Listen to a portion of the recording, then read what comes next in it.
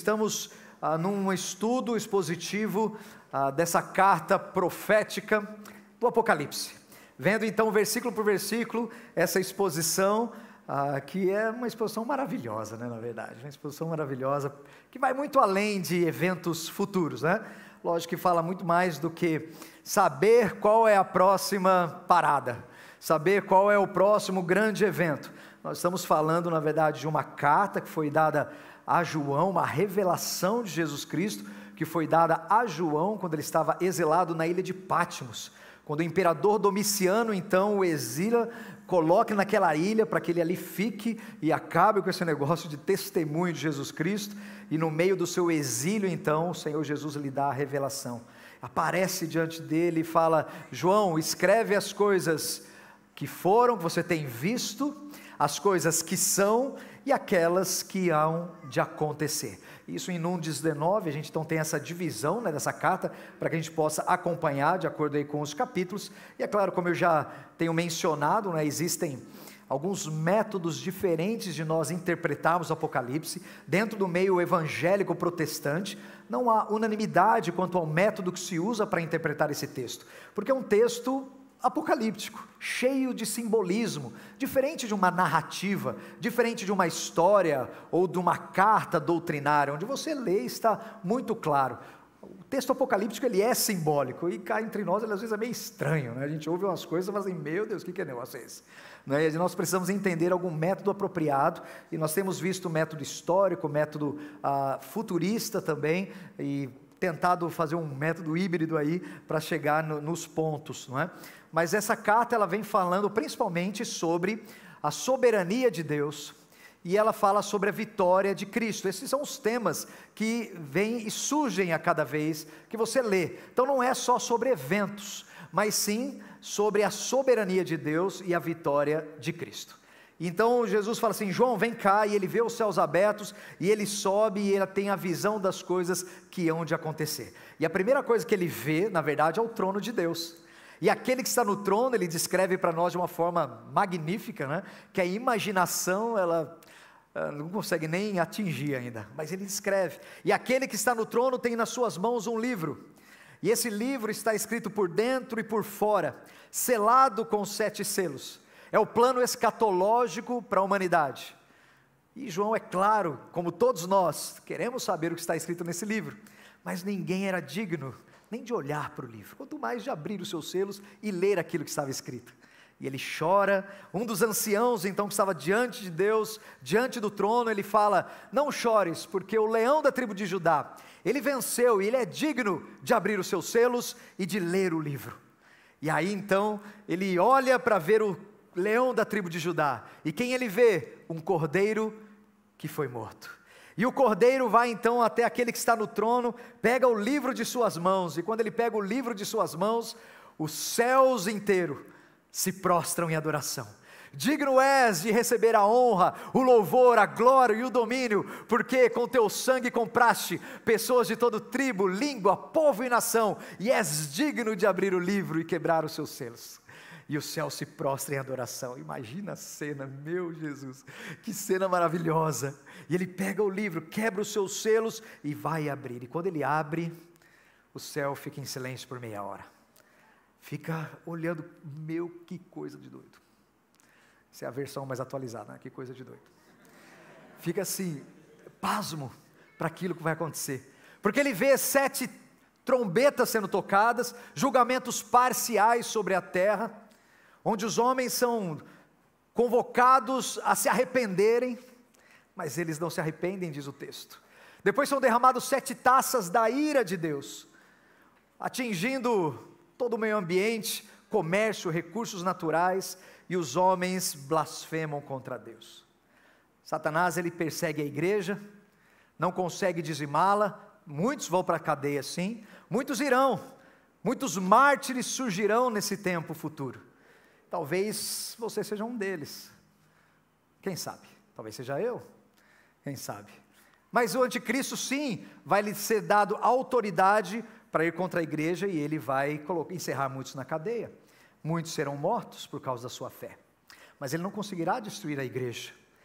Deus aguardará. Ele vai então na sua última tentativa, no seu último respiro, levanta então um personagem que chama o anticristo, outro que é o falso profeta, e nós já vimos. Eles instauram um sistema econômico com uma marca onde ninguém compra nem vende sem essa marca, e todos aqueles que compram e vendem com essa marca serão levados a adorarem a besta e a sua imagem. E de novo as taças, uma dessas taças é derramada sobre o trono, sobre o governo do anticristo, e ele, é claro, vai se levantar contra, vai tentar a sua última cartada, e aí nós entramos na chamada Batalha do Armagedon, onde nós estamos chegando. E eu convido então você a abrir a sua Bíblia comigo, no capítulo 19, porque nós começamos a ver o capítulo 19 semana passada, onde nós temos declaradamente a segunda vinda de Jesus. Começamos a olhar para esse evento que é a segunda vinda de Jesus. E antes de nós olharmos para o texto, só recapitulando você, o evento que nós estamos aguardando, que é a segunda vinda, praticamente duas coisas estão envolvidas nela. A primeira são as bodas do Cordeiro, e nós vimos semana passada um pouquinho isso, que será um evento, a segunda vinda será um evento literal. Cristo aparecerá física e visivelmente. Diz o texto que não será secreto, mas todo o olho o verá. Como o relâmpago que sai do oriente e se mostra no ocidente, assim será a vinda do Filho do Homem. Nesse evento da segunda vinda, nós cremos que haverá o arrebatamento. Sim, o arrebatamento e a segunda vinda são um evento único. No mesmo instante, não entendemos que vai ser alguma coisa antes, depois de 7 anos vem a segunda vinda, mas é o mesmo evento, arrebatamento e segunda vinda, onde teremos a ressurreição dos mortos e a nossa glorificação. Nenhum dos eleitos será deixado para trás. Esse dia não vai pegar a igreja de surpresa, porque nós estaremos esperando, ansiando, como a noiva que está se preparando para suas bodas, e ela está ali ansiando pela vinda do noivo, aguardando a grande procissão chegar. Ela está aguardando, mas ele não acontecerá antes que apareça o filho da iniquidade, o filho da perdição. E agora nós estamos então no Armagedon. Então temos na segunda vinda as bodas do Cordeiro, vimos semana passada, e na segunda vinda nós temos o que é conhecido como a Batalha do Armagedon. E o que é essa Batalha do Armagedon? 19, 11 a 21, e é onde nós estamos na exposição, versículo por versículo, já entrando quase uma reta final, né? Mas ainda estamos no 19, e esse 19 é bom demais, é bom demais. E ele começa assim, mantém a sua Bíblia aberta comigo, ele diz assim, verso 11, vi o céu aberto, e já parar por aqui, eu vi o céu aberto. Essa é a segunda vez que João vê o céu aberto. A primeira lá no capítulo 4, ele vê o céu aberto, e aí ele é convidado a subir. Sobe aqui, João, e veja as coisas que hão de acontecer. Agora o céu se abre não para João subir, mas o céu se abre para o Redentor descer, para o Redentor vir com as miríades e miríades dos seus anjos. E essa é a visão que todos nós teremos. E um dia todos nós veremos também isso que João está vendo aqui. Ele viu os céus abertos, e nós veremos exatamente isso. Já imaginou? Você está no seu dia a dia, as pessoas no seu cotidiano, como nos dias de Noé, comprando, vendendo, casando-se, dando-se em casamento. Você está ali, finalmente você pega a chave da casa própria.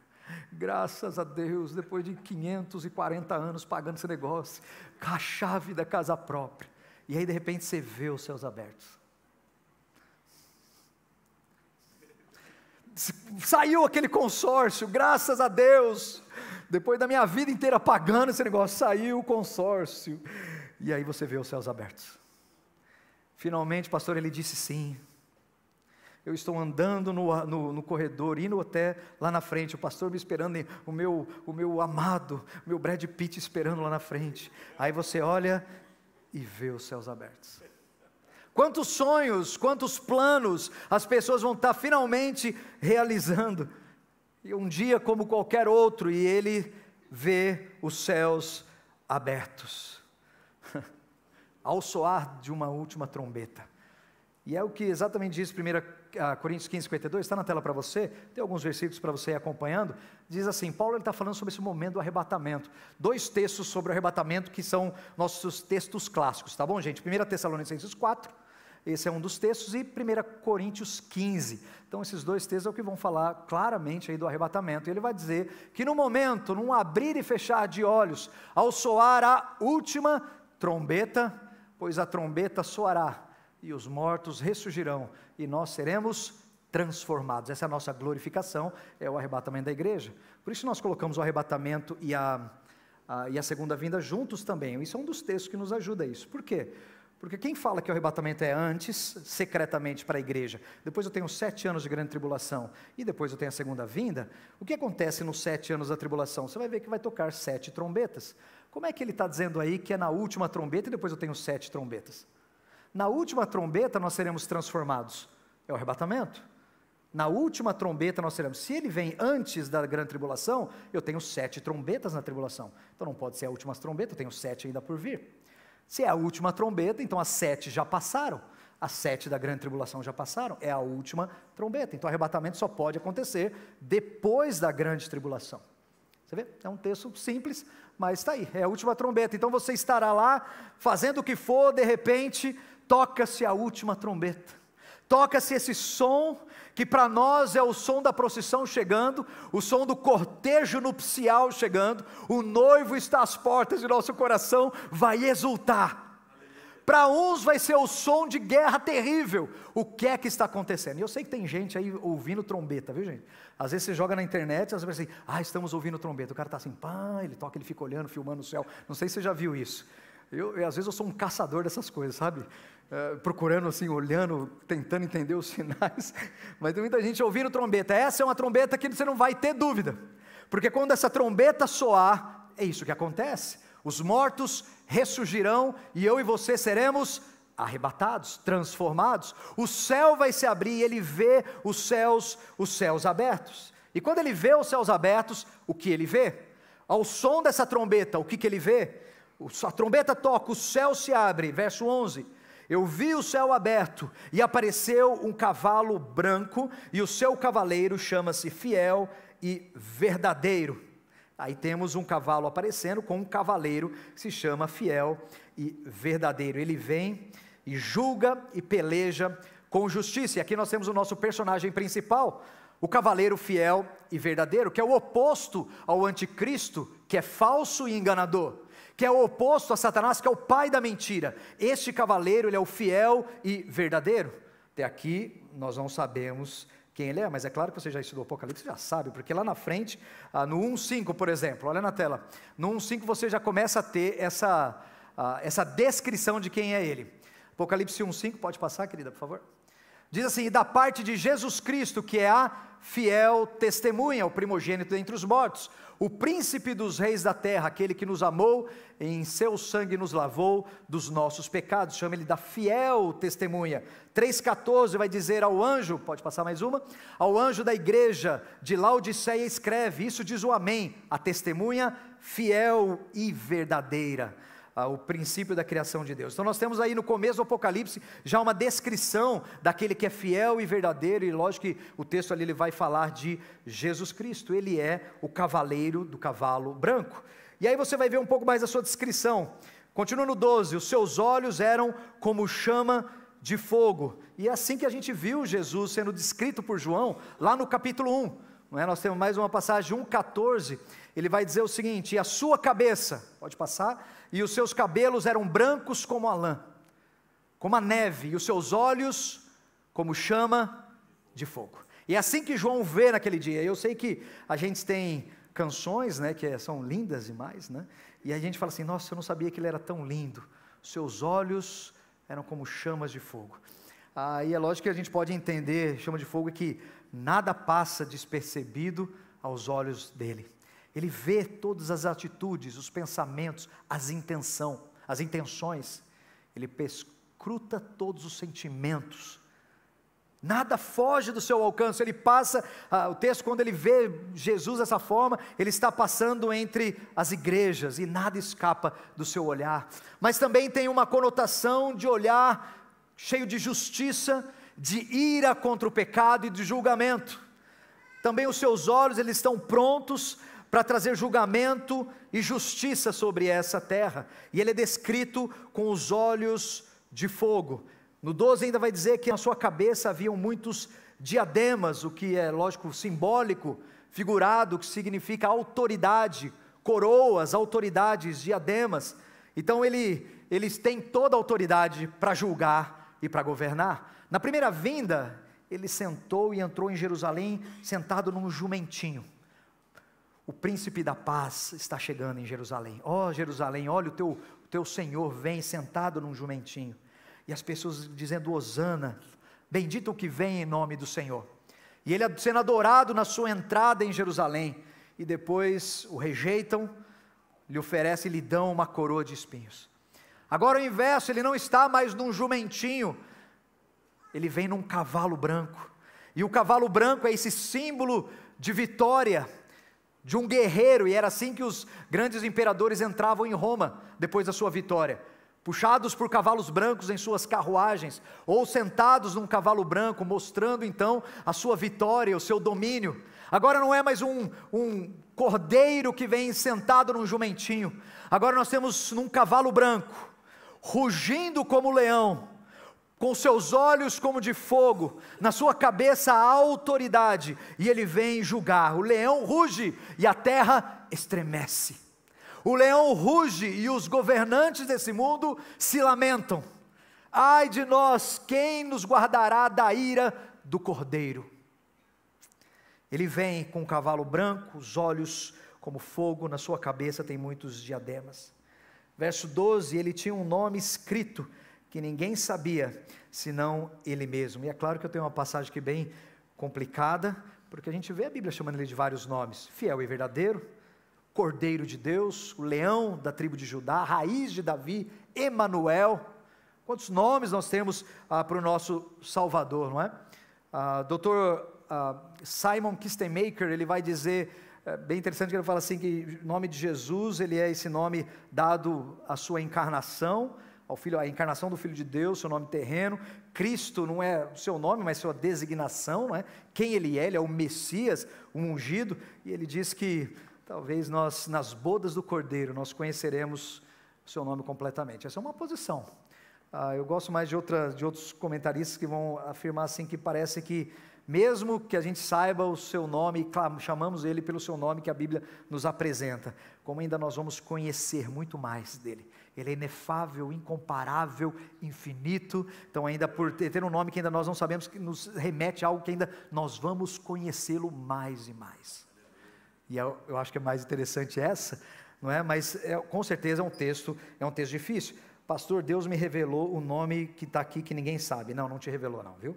Fica tranquilo, esse nome não vai ser revelado para você aqui, não é isso. Não, mas eu sou assim com ele, parabéns, continue sendo assim com ele, mas ele não te revelou não, você está enganado, tá bom? Então deixa o texto do jeito que ele está, pelo amor de Deus. Ninguém sabe senão ele mesmo, e pronto, fique feliz assim. Como é que eu chamo? Você chama ele como a Bíblia o chama: Jesus, Cristo, Cordeiro de Deus, e o Verbo de Deus, Emanuel, o Príncipe da Paz, o Deus forte, o maravilhoso Conselheiro. E aí você pode fazer uma descrição. Se você quiser uma ajuda, no gabinete pastoral tem um quadro com os nomes que a Bíblia fala de Jesus. Deve ter o quê? Uns 30 nomes lá, talvez, né? Uns 30, 40 nomes deve ter, com as bases bíblicas. Você para em frente àquele quadro e começa a ler. Teu coração já começa a se encher de uma alegria. Você vai ver aquele gabinete vai se encher de adoração, e aí, meu Deus, aí vai ser só a gente glorificando ali, tá bom? Então continua comigo, versículo 12, 13, ele está vestido com um manto, olha agora, diz a minha versão, salpicado de sangue. A revista atualizada ele vai dizer um vestido tingido de sangue. Só que a Nova Almeida, ela vai dizer assim, um tecido encharcado de sangue. Diferente, né? Tingido, salpicado e encharcado de sangue. A palavra, na verdade, no original grego, é embebanon, que pode ser qualquer uma dessas três, é usado a mesma palavra para essas três palavras no português, por isso que tem tanta divergência aí na versão. Mas, quando você fala de encharcado, parece que vai ter mais a ver. Mas o que ele está vindo com suas vestes, não é? No 13 ele está vestido com um manto encharcado de sangue. Será que é o seu sacrifício? Não, não é. No contexto não pode ser. Mas é a sua vitória contra os inimigos, porque ele vê um cavaleiro sentado no cavalo branco. Seus olhos são como chama de fogo. Ele vem rugindo, ele não está agora vindo para salvar os pecadores. Ele vem agora julgar e pelejar, diz o verso 11. E o seu manto está encharcado de sangue. Isaías 63, dá uma olhada no que diz esse texto, que vai refletir isso que está passando aqui no texto, em Apocalipse. Porque está vermelha a sua vestidura, e as suas roupas como daqueles que pisam no largar, que é onde pisava as uvas, certo? E saía todo aquele suco, e imagina quem pisava, como ficava as vestes, não é isso? Eu sozinho pisei no lagar, e dos povos ninguém ouve comigo. Olha agora, eu os pisei na minha ira, e os esmaguei no meu furor, o seu sangue salpicou as minhas vestes, ou como diz em Apocalipse, ele encharcou as minhas vestes, e manchei toda a minha vestidura. É uma das palavras das profecias messiânicas. O Messias, ele volta uma segunda vez, e ele vem para as bodas do Cordeiro, somos nós, aleluia, mas ele vem também para pelejar e julgar agora. O leão, ele sai com seus olhos como fogo, sua autoridade, ele tem diademas na cabeça, tem autoridade, e as suas vestes são encharcadas de sangue, por causa do sangue dos seus adversários, porque chegou o dia da ira do Senhor, e os reis lamentarão a vinda do Cordeiro, e agora você sabe o seu nome, no verso 13, seu vestido está com manchado, encharcado de sangue, e o nome pelo qual se chama é Verbo de Deus. E é lógico que o próprio João vai dizer lá atrás, né, no seu evangelho, no princípio era o Verbo estava com Deus, e o Verbo era Deus, e o Verbo encarnou no verso 14, e vimos a sua glória, cheio de graça e de verdade. João fala, nós vimos o Verbo encarnado, tocamos nele, está falando de Cristo Jesus, esse é o Verbo de Deus, é o cavaleiro desse cavalo branco, nós temos aqui a sua identidade, mas a Bíblia chama ele também de outro nome, verso 16, no manto sobre a sua coxa, tem escrito o nome, Rei dos Reis e Senhor dos Senhores. Ele vem rugindo, ele é o Rei dos Reis e o Senhor dos Senhores. Quem é Joe Biden, me diz? Quem é Vladimir Putin? Estão agora, quem é o Kim Jong-un, se é isso o nome dele, ou Xi Jinping, ixi, agora vai ficar difícil, eu sei, mas você sabe de que eu estou falando, certo? Quem são esses? Quem é o Lula? Ou quem é outro presidente qualquer que você possa mencionar? Aqui nós temos o Rei dos Reis e o Senhor dos Senhores. Quem são os juízes dessa terra, que acham que sua caneta podem traçar destinos e definir futuro? Mal sabem eles, que existe um Deus no trono, e que nada foge do seu controle, que nada acontece sem que o nosso Deus tenha falado, sim, pode acontecer. Nada pega o nosso Deus de surpresa, nada vai contra a sua vontade, tudo Ele faz como lhe agrada, tudo Ele faz como Ele quer, é a soberania de Deus. E tudo está caminhando para um final, onde esses homens que podem ser corruptos, podem abusar do poder, podem fazer as maiores desgraceiras dessa terra, mas um dia eles hão de prestar conta ao Rei dos Reis e ao Senhor dos Senhores. Ou você acha que eles não vão prestar conta? Ah, vão. Eles receberam autoridade, poder, domínio, eles vão prestar conta àquele que tem toda a autoridade, todo o poder e todo o domínio, e eles vão lamentar esses dias. Ele não vem agora para salvar, ele vem agora, como diz o verso 11, o finalzinho, chama-se verdadeiro e fiel, esse é o cavaleiro, ele julga e peleja com justiça. Não adianta você, naquele dia, ouvir a trombeta, ver os céus abertos, e as pessoas vão falar assim, ai Jesus me perdoa, tem misericórdia de mim, agora eu creio.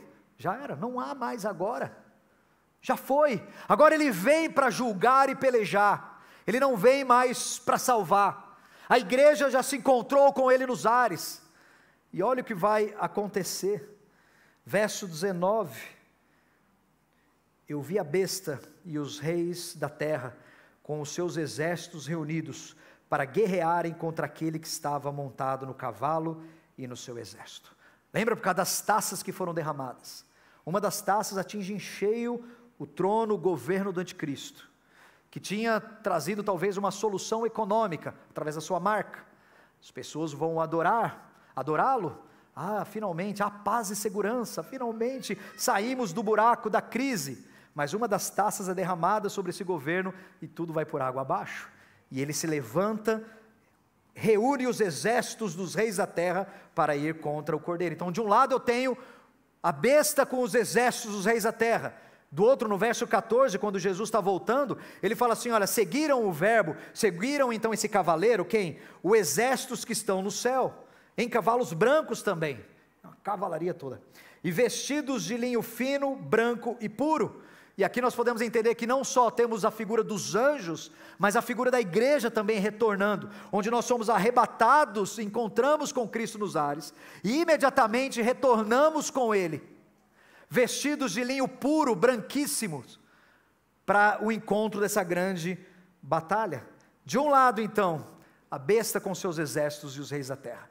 Do outro lado, o cordeiro, o leão da tribo de Judá, cordeiro de Deus, vindo com as suas vestes salpicadas de sangue, não é?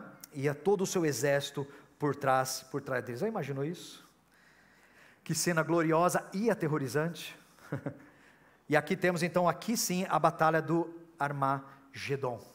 Aqui nós temos essa batalha. E olha, eu vou voltar um pouquinho no capítulo 16, está na tela para você, eu sei que está bastante ali, mas vamos acompanhar no 16, 12, 14 e 16, só para você ver já falando um pouquinho dessa batalha. E o sexto anjo derramou a sua taça sobre o grande rio Eufrates, e a sua água secou-se para se preparar o caminho dos reis do Oriente. Quando nós vimos essa taça, lembra que eu disse que o Eufrates era uma barreira natural ao norte de Israel, e naquela época, é claro, era uma barreira natural, as nações poderiam ter até dificuldade de cruzar o Eufrates, dependendo da época se tinha cheia, porque era um rio. Então quando fala que o rio Eufrates se seca, é um simbolismo de que a passagem está aberta, não é? Os inimigos conseguirão vir em direção a Israel, em direção ao povo de Deus. Ele vai dizer então que secou-se, prepara-se o caminho para os reis do Oriente, e a boca do dragão, que nós vimos que é Satanás, a boca da besta, que seria o anticristo, e a boca do falso profeta, vi sair 3 espíritos imundos, semelhante a rãs, porque são espíritos de demônios, que fazem prodígios, os quais vão ao encontro dos reis da terra e de todo o mundo, para os congregar para a grande batalha, naquele grande dia do Deus Todo-Poderoso. Percebe, no 16 ele já vai falando disso, vai ver um espírito, demônios enganadores vão ludibriar com prodígios os reis da terra, tudo para juntá-los para o grande dia da batalha, que nós estamos aqui no 19 agora, e congregar em um lugar que em hebreu se chama Armagedon. Então nós estamos no vale de Megido, nós estamos no Armagedon, naquele vale, os dois, um exército reunido, o outro vindo para essa batalha. Só que o interessante é que não há uma batalha, há um aniquilamento. Nenhum anjo vai empunhar a sua espada, você não vai ver anjo com a espada de fogo, cortando a cabeça de demônio, não vai ver isso, nem nós vamos batalhar. O que você vê, o que o texto vai dizer, é o verso 15, que o cavaleiro que está no cavalo branco, da sua boca saía uma espada afiada, não é literalmente, não sai uma espada da boca, viu gente? Não é uma espada física que sai, isso é um simbolismo. Da sua boca sai uma espada afiada para ferir com ela as nações que estão lá. Ele as regerá com vara de ferro. Ele mesmo é o que pisa o lagar do vinho, da fúria e da ira do Deus Todo-Poderoso. Basta uma palavra do cordeiro, do leão. Uma palavra. Por isso que eu falei, o que são essas nações? Cadê as suas ogivas nucleares? Uma palavra do leão da tribo de Judá. Não precisa desembainhar uma espada, apenas a palavra da sua boca, ele vai aniquilar todos os seus inimigos, até o anticristo. Olha 2 Tessalonicenses 2:8, o que diz: e então será revelado o iníquo, né, o anticristo, está falando a vinda de Cristo não vai acontecer antes que seja revelado o iníquo, é isso que está dizendo 2 Tessalonicenses, então será revelado o iníquo, a quem o Senhor, olha agora, desfará pelo assopro da sua boca, e aniquilará pelo esplendor da sua vinda. Essa espada que sai da boca, essa palavra de Deus, Ele com a sua palavra, somente com o sopro da sua boca, ele aniquilará o anticristo, o falso profeta e todos os exércitos dos reinos dessa terra. Ele chega e fala assim, ó, chega, acabou, olha a autoridade, olha o poder do nosso Salvador. Você acha que o anticristo, que o dragão, você acha que Satanás está no comando? Você acha que ele tem poder e autoridade? Perto de Cristo, ele, com a sua palavra, acabou. Ele não é absolutamente nada perto do Cordeiro de Deus. Ele não é absolutamente nada, ele é uma criatura que não faz par, que não tem igual. Em comparação, não tem jeito.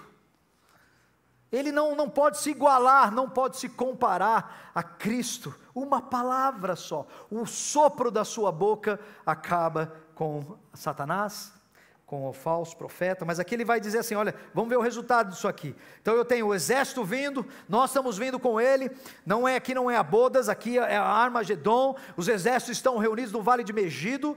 Essa é uma interpretação mais literal, tá bom, gente? Lembra dos métodos que eu falei? O método futurista, ele vê isso literalmente. Ele fala assim, lá no Armagedon, lá no Vale de Megido, é isso que vai acontecer. E quando nós estivermos lá, e se você quiser ir conosco, vai vir aí, viu? 2024, se Deus quiser. Se prepara aí. E aí nós estivemos lá, e o campo é algo assim, e parece que aquilo é inalterado durante séculos e séculos, é um campo enorme. Os literalistas, os futuristas, eles vão olhar, é justamente ali, eles vão falar, tá, vai acontecer aqui. Os históricos, eles vão falar assim, não é na verdade uma batalha que vai acontecer fisicamente ali, mas é algo que a palavra de Deus, ela vai derrotar as forças do mal, é algo mais ideológico somente, e muitos vão entender dessa forma, mas aqui eu estou puxando para esse lado mais futurista, mais literalista, ok? Então eles estão vindo, os exércitos estão ali, a palavra da boca do Cordeiro diz lá, que vai ferir as nações, e olha o que acontece, 17, então vi um anjo em pé no sol, não literalmente em cima do sol, né? A visão de João, ele está acima do sol ali, o qual clamou com grande voz em todas as aves que voam por meio do céu, vinde, ajuntai-vos para a ceia do grande Deus. Por que ele está chamando as aves de todos os cantos? 18, para comerdes carne de reis, carne de poderosos, carne de cavalos e seus cavaleiros, carne de todos os homens, livres e escravos, pequenos e grandes. Temos duas ceias aqui, uma as bodas do Cordeiro, nós com ele, mas do outro lado nós temos a ceia do terrível dia do Senhor, e isso a gente vê que é um cumprimento de uma profecia lá de Ezequiel 39, passa lá de novo para mim, olha Ezequiel 39, texto um pouquinho grande, mas vamos lá, olha só, Ezequiel 39, 4, depois 17 a 20, vai dizer, nos montes de Israel, tu e todas as tuas tropas, e os povos que estão contigo, e as aves de rapina, e toda espécie de animais do campo, te darei por comida. Tu, pois, ó filho do homem, assim diz o Senhor Deus, está falando ao profeta para dizer, né? Dize às aves de toda espécie, de todos os animais do campo, ajuntai-vos e vinde, congregai-vos de toda parte para o meu sacrifício, que eu oferecerei por vós um sacrifício grande nos montes de Israel, e comei carne e bebei sangue, está falando para as aves, né? E à minha mesa fartai-vos-ei de cavalos, de carros, de poderosos, de todos os homens de guerra, diz o Senhor Deus. Que é a profecia de Ezequiel cumprindo em Apocalipse 19. Em Ezequiel, essa batalha é chamada de Gog e Magog. Gog, um rei da terra de Magog. E eu sei que tem muita especulação, dizendo que são os reis do Oriente, lembra? O Eufrates seca, os reis do Oriente vem Gog e Magog, e muitos aqui vão dar nomes para esses caras. Eu não estou dando nome aqui não, e nem vou dar. Mas muita gente dá nomes, e falam que sugerem que essa aliança entre Putin e a China. É isso? Vou saber. Quando acontecer você vai saber. Mas não sei se é isso. Não, é isso, porque são os do norte, é um exército de milhares e milhares, não sei. A gente vai olhando a profecia, vendo os eventos e descobrindo as coisas, mas eu não vou dar nomes aqui. O que eu sei é que Ezequiel profetizou, e agora você vê cumprindo aqui no 18, no 19. Então os exércitos, eles são atingidos, olha o verso 20, olha o resultado disso. A besta, ela foi presa, e com ela o falso profeta. Aquele falso profeta que diante da besta, né, fizera os sinais que enganou os que receberam o sinal da besta e adoraram a sua imagem. O que acontece com esses dois? O anticristo e o falso profeta. Esses dois foram lançados vivos no lago de fogo que arde com enxofre. foi inaugurado a punição eterna, que é o lugar de punição eterna, preparado para Satanás e seus anjos. Aqui esses dois são os primeiros a serem lançados nesse lugar. E eles são lançados vivos, e o texto mais para frente vai dizer que eles serão atormentados pelos séculos dos séculos.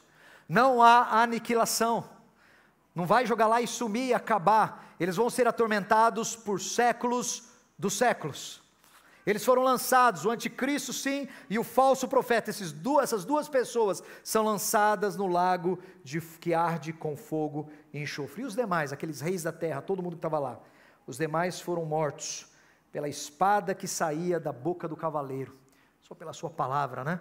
E todas as aves se fartaram das suas carnes, como diz a profecia de Ezequiel. Esse é o cenário do que nós chamamos da batalha do Armagedon. Não vai ser uma terceira guerra mundial, não vai ser tudo sendo destruído, a bomba batendo para tudo que é lado, não vai ser assim. Nós temos o Senhor retornando, e os exércitos reunidos, se eu posso considerar literalmente, os exércitos reunidos, enganados pelo anticristo, para que vão contra o Cordeiro, e naquele momento apenas a palavra do Senhor já acaba com tudo isso. Eles são derrotados, a besta e o falso profeta são lançados no lago de fogo e enxofre. E aí nós vamos ter no capítulo 20, eu acho que esse capítulo 20, gente, eu vou te preparar porque eu acho que é o versículo, é o texto mais difícil que nós temos no Apocalipse, é isso aqui. Do 20, são 6 versículos aqui, do 1 ao 6, e eu acho que é um dos mais difíceis que tem, pelo menos é o que há mais controvérsia, viu? É o texto que há mais controvérsia e discordância, está aqui. De todos eles que nós vimos, as discordâncias a gente consegue pontuar, e são coisas até pequenas. Agora no 20 é a maior de todas as discordâncias entre nós evangélicos protestantes, sem dúvida alguma, que é o milênio, chamado milênio, e nós vamos preparar para ver porque esse milênio, ele é literal ou é simbólico? Esse milênio vai acontecer com Jesus fisicamente reinando em Jerusalém, ou é somente uma forma de expressar o reino de Cristo que já está acontecendo? Nós batistas, nós não temos uma dogmática estabelecida nisso, se somos milenistas ou amilenistas. Sabia disso? Nós não temos isso porque entendemos que a escatologia ela é um elemento até de algumas posições secundárias. Os elementos primários da escatologia seria a volta visível e física de Cristo. Essa é a escatologia, essa que nós vamos defender e não podemos negar. Jesus volta uma segunda vez visível e fisicamente. Agora, se esse milênio ele é literal ou é simbólico, a nossa declaração doutrinária, ela deixa isso suspenso, não menciona, não atende essa dificuldade, mas nós vamos passar, tá bom? Eu vou passar na semana que vem com você os dois lados, vou mostrar os dois lados para você, o que o texto diz, o texto é a nossa base, o texto é a nossa medida, mas eu vou passar as duas interpretações dos dois lados, e você vai estudar isso comigo, e vai chegar numa posição, tá bom? E essa é, mas na semana que vem, deixa ela quieta. Por quê? Porque nesse 1000 anos, o anticristo e o falso profeta foram lançados no lago de fogo e enxofre, mas o dragão, Satanás, ainda não. Diz o texto que ele é preso por 1000 anos, e nós vamos ver o que significa isso. O que eu quero deixar então para você pensar de aplicação desse texto do 19:11 a 21. De novo, nós estamos falando da segunda vinda.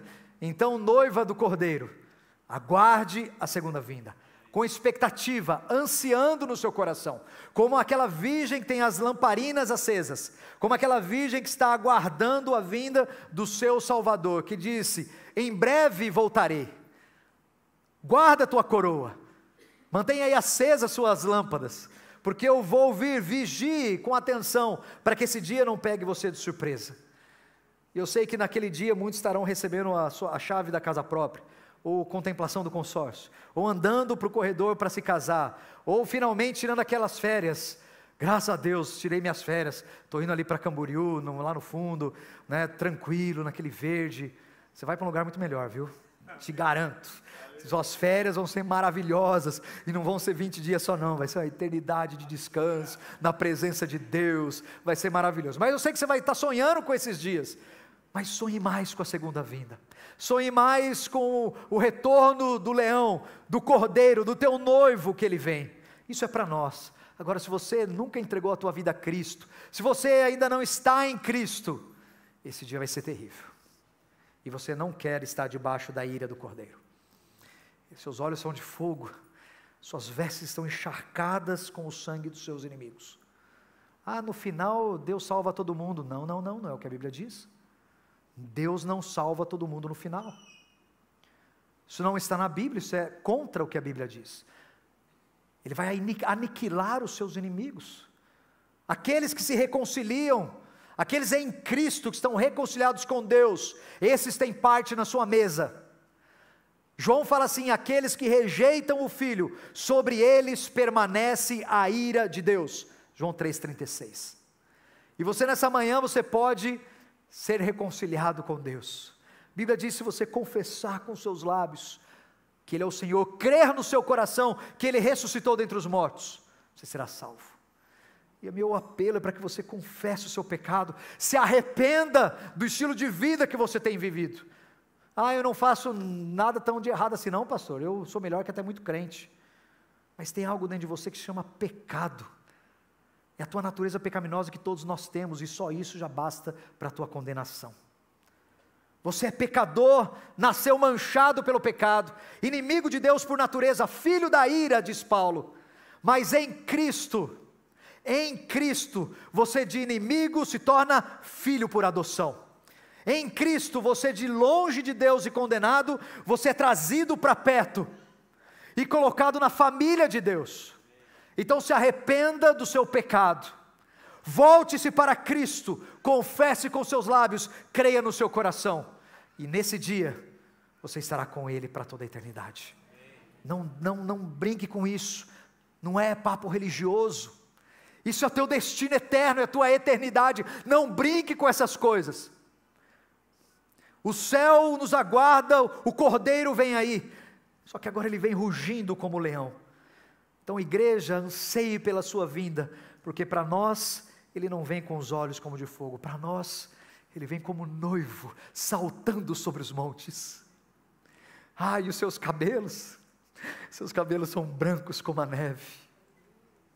Ele vem saltando pelos montes, Ele vem com a sua alegria, com as suas miríades de anjos, para buscar você, depois de 2000 anos de espera, preparando um lugar para você, igreja. Ele vem buscar você, igreja, e o céu está na expectativa, a natureza está na expectativa, geme como dores de partos por esse dia. E o dia está chegando, então almeje, anseie por esse dia, viva com os olhos desse dia. Paga lá a tua parcela da Minha Casa Minha Dívida, paga lá o consórcio, faz isso, vai casar em nome de Jesus, casa meu filho, casa, para de enrolar a moça, casa, mas com os olhos lá. Eu caso, mas eu estou com um olho aqui no casamento, o outro olho no céu, eu vi os céus abertos, eu quero olhar o céu. Olha, eu estou trabalhando para valer, estou fazendo minha empresa, estou fazendo as coisas acontecerem, ótimo, faça isso, mas anseie pelo céu, mais do que pelo crescimento da empresa, mais do que pelo crescimento profissional, anseie pelo céu. Perceba, teu coração tem que estar engajado nisso. Então anseie porque Ele vem, e nós estamos aguardando. Vamos orar? Abaixa sua cabeça, vamos orar, vamos falar com Deus. Batalha do Armagedon, coitado daqueles caras, não tem nem batalha, há um ajuntamento para uma aniquilação.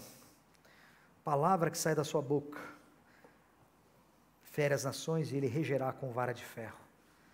Mas para nós, a trombeta é a música da valsa. Para nós é quando nós vamos dançar com Ele finalmente. É o nosso casamento, é as bodas. Capítulo 19, o Senhor está entre nós, visível fisicamente. Nós com esse corpo transformados, vamos dançar, vamos com o Senhor, vamos estar para sempre com Ele. Mas não se esqueça, arrependa-se dos seus pecados, se volte para Deus. Igreja, santifique-se cada dia mais, para que suas vestes estejam limpas, santas. Agora não tema a segunda vinda.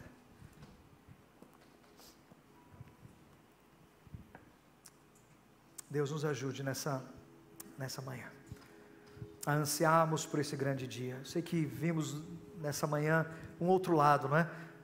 O teu julgamento, a tua justiça, Deus, mas nós também nos alegramos com o teu julgamento e a tua justiça. Graças ao Senhor, porque o anticristo será derrotado, o falso profeta que enganou as nações e vai trazer tanta desgraceira nesse mundo foi vencido, e o teu nome vai ser exaltado. Leva a tua igreja a esperar com toda a expectativa esse grande dia. Nossos olhos estão no céu, fitos, para que vejamos esse céu aberto e o Senhor descendo em glória.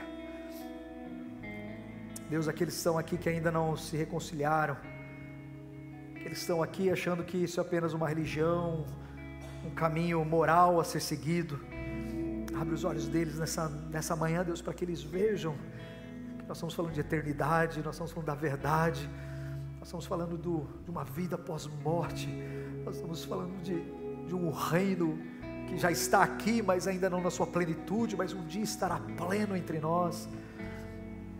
A razão do homem existir. Salva vidas, abre os olhos, traz, ó Deus, um novo nascimento, para que eles possam crer, para que eles possam, ó Deus, entender a tua mensagem nessa manhã. Muito obrigado, Deus, obrigado porque o Senhor nos deu o teu Espírito, e Ele é esse penhor maravilhoso, essa certeza de que o Senhor vai vir nos buscar. Muito obrigado, que teu Espírito fale aos corações, teu nome seja glorificado nessa manhã, em nome de Cristo Jesus, amém.